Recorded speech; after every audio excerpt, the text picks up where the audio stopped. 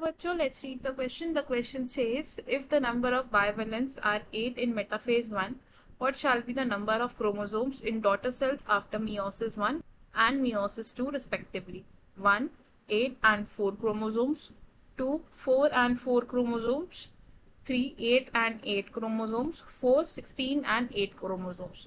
तो क्वेश्चन में हमें बोला है कि मेटाफेज 1 में नंबर ऑफ बाइवेलेंट्स कितने हैं? 8 हैं.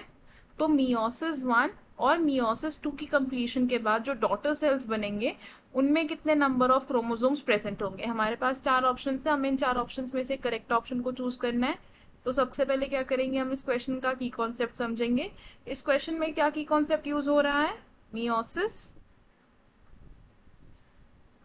मियोसिस क्या होता है? मियोसिस ऐसी सेल डिवीजन प्रोसेस है जिसमें क्या होता है, जो पेरेंट सेल होता है वो डिवाइड करता है into 4 डॉटर सेल्स. अब मियोसिस के 2 मेजर स्टेजेस होते हैं. वो कौन कौन से स्टेजेस हैं? मियोसिस 1 और मियोसिस 2. मियोसिस 1 क्या होता है? Meiosis 1 is reduction division stage. Reduction division stage. Reduction division stage यानी कि मियोसिस 1 में जो प्लॉइडी है वो रिड्यूस हो जाएगी to half. Reduced to half. For example, अगर एक डिप्लॉइड सेल की मियोसिस हुई है तो उसमें 2n से n नंबर ऑफ क्रोमोसोम्स रह जाएंगे आफ्टर मियोसिस 1. और मियोसिस 2 क्या है? मियोसिस 2 है एक equational division. Equational division. Equational division का मतलब क्या है कि जो प्लॉइडी है वो सेम रहेगी. अब अगर मियोसिस 1 के बाद n नंबर ऑफ क्रोमोसोम्स बचे हैं तो मियोसिस 2 में जब भी n number of chromosomes enter होंगे तो मियोसिस 2 के एंड पर भी n नंबर ऑफ क्रोमोसोम्स ही रहेंगे, यानी कि वो सेम रह रहे हैं, कुछ रिड्यूस नहीं हो रहा है मियोसिस 2 के बाद.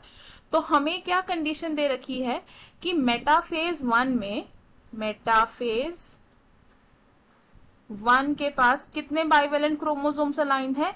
8 बाइवेलेंट क्रोमोसोम्स. बाइवेलेंट क्या होता है? बाइवेलेंट यानी कि a pair of synapsed homologous chromosomes. क्या होता है ये? Pair of synapsed homologous chromosome. हम क्या लिख रहे हैं कि ये पेयर है. पेयर है यानी कि 2 क्रोमोसोम्स है एक पेयर में. पेयर यानी कि 2 क्रोमोसोम्स.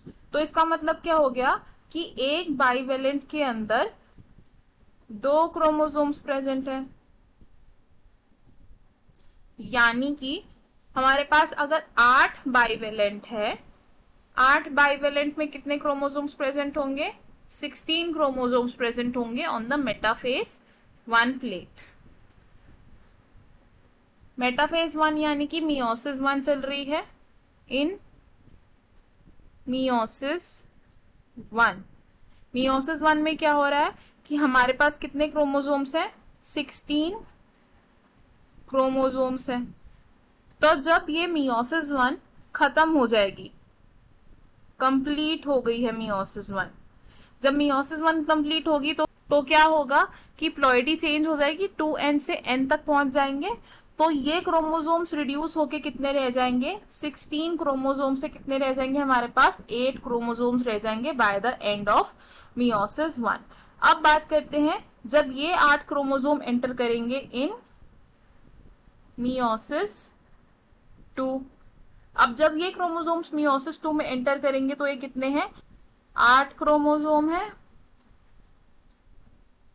मियोसिस 2 में क्या होगा कि रिडक्शन डिवीजन नहीं होगी. रिडक्शन डिवीजन नहीं होगी का क्या मतलब हुआ कि जो प्लॉइडी है वो सेम रहेगी, n number of chromosomes he present रहेंगे एंड तक.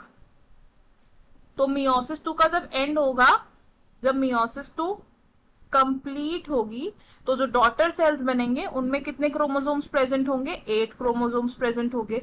तो हमने क्या देखा? By the end of meiosis 1 daughter cells में 8 क्रोमोसोम प्रेजेंट है and by the end of meiosis 2 daughter cells में 8 क्रोमोसोम्स प्रेजेंट है। तो हमें हमारे क्वेश्चन का आंसर मिल गया। हमें जो ऑप्शन दिए थे उनमें से कौन सा ऑप्शन करेक्ट होगा हमारा? Option 3 which is 8 and 8। तो हम इसे क्या लिखेंगे? Option 3 is correct. अब देख लेते हैं बाकी ऑप्शंस क्यों इनकरेक्ट है। ऑप्शन 1 से 8 एंड 4, तो 8 एंड 4 क्रोमोसोम्स प्रेजेंट नहीं होंगे after meiosis 1 and meiosis 2 in daughter cells, तो इसलिए ऑप्शन रॉन्ग हो जाएगा। ऑप्शन 2 से 4 एंड 4, 4 एंड 4 क्रोमोसोम्स भी प्रेजेंट नहीं होंगे in the daughter cells after meiosis 1 and meiosis 2, तो इसलिए ऑप्शन भी रॉन्ग हो जाएगा। ऑप्शन 4 से 16 एंड 8, तो 16 एंड 8 क्रोमोसोम्स प्रेजेंट नहीं होंगे डॉटर सेल्स में, इसलिए ऑप्शन भी रॉन्ग हो जाएगा। तो हमारा करेक्ट और फाइनल आंसर क्या है? Option 3। I hope you understood it well. All the best. Thank you.